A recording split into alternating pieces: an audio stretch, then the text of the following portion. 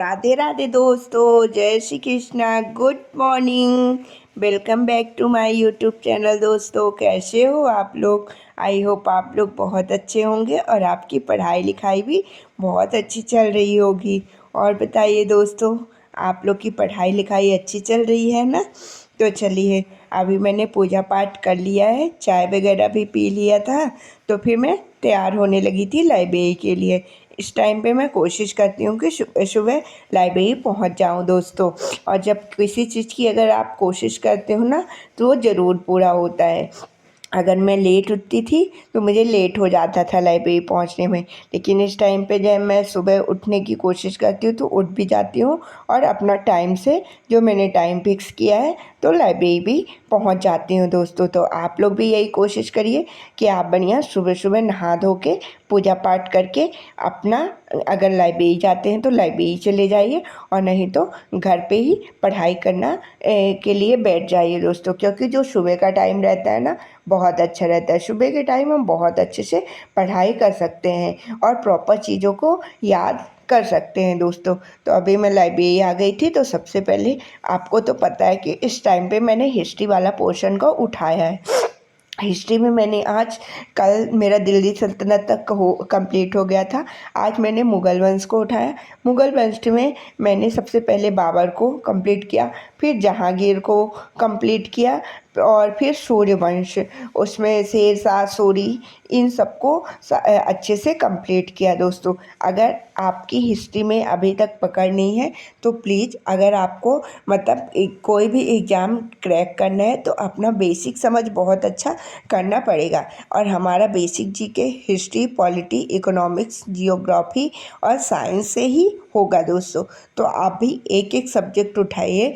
और जैसे मैंने सबसे पहले हिस्ट्री उठाया, तो यदि आप लोग मेरे साथ अपनी स्टडी कंटिन्यू करते हैं तो आप लोग भी हिस्ट्री उठाइए। अभी ज़्यादा टॉपिक नहीं हुए हैं, जो जो टॉपिक मैं आप लोगों से शेयर करती जाती हूँ वो टॉपिक आप भी अपने कंप्लीट करते जाइए। और जैसे जैसे मेरे कंप्लीट होते जाएंगे तो आप लोग के भी और कंप्लीट होते जाएंगे दोस्तों।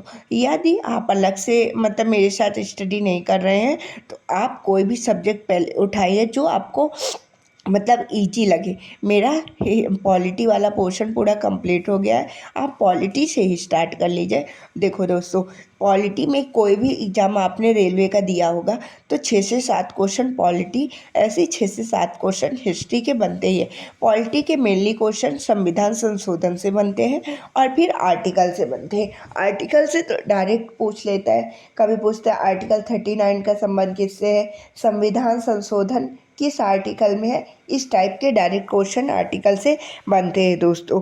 तो इसीलिए हमें आर्टिकल पूरे कंप्लीट याद होने चाहिए। जितने संविधान संशोधन है वो कब हुए, उन संविधान संशोधन में कौन कौन सा कार्य हुआ, ये सारी चीज़ें भी हमें याद करनी है दोस्तों, क्योंकि इससे भी क्वेश्चन बनता है। अभी एनटीपीसी के एग्ज़ाम में ही 44वां संविधान संशोधन पूछा गया था।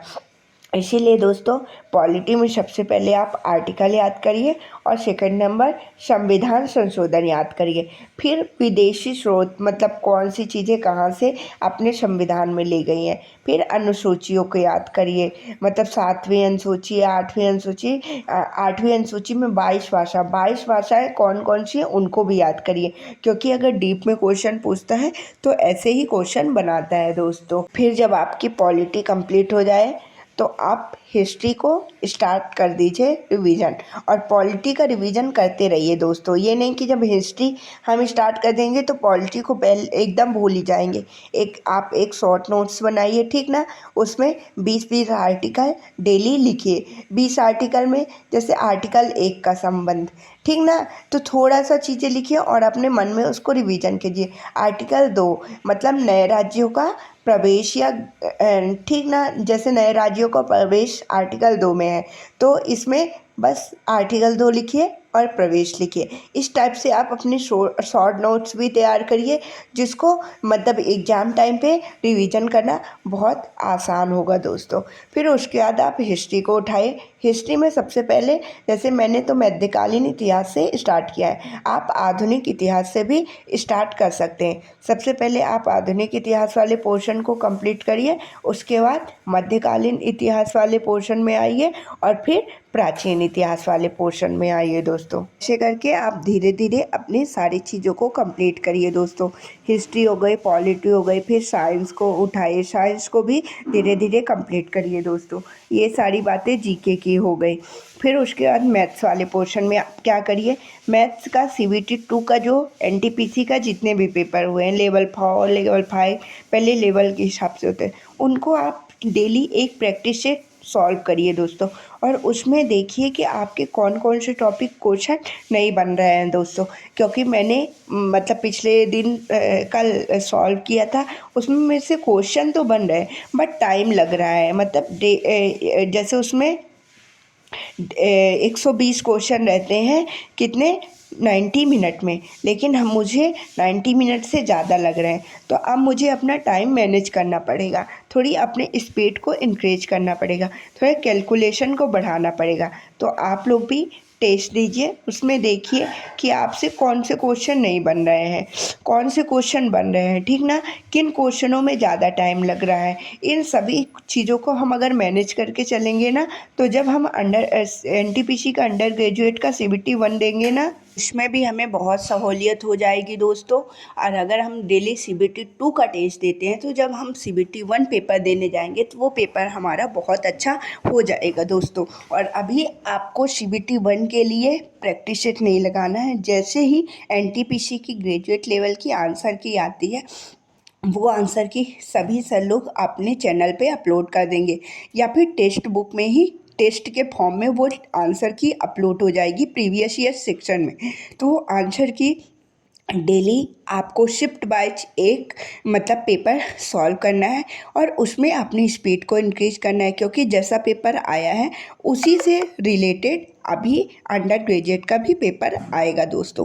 तो उस आंसर की में डेली आपको एक प्रैक्टिस सेट लगाना है, जब तक कि आपका एग्ज़ाम नहीं हो जाता दोस्तों। तो उसमें आपकी बहुत अच्छी मतलब प्रैक्टिस भी हो जाएगी, रिवीजन भी हो जाएगा, और ये भी आप समझ जाएंगी कि क्वेश्चन जब अभी तो हमने एक पेपर दिया है, लेकिन जब हम सारे पेपर सॉल्व कर लेंगे ना, तो हमें समझ में आ जाए ये पेपर किस किस टॉपिक से कहाँ कहाँ से कैसे कैसे बना है दोस्तों। तो हमारी समझ भी विकसित हो जाएगी।